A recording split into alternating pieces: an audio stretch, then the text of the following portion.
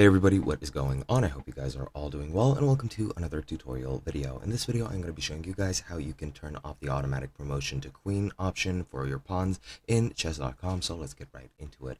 Now, this is a live chess option, which means that you need to go into a live chess round. You can just press play and then click play, and that should be enough.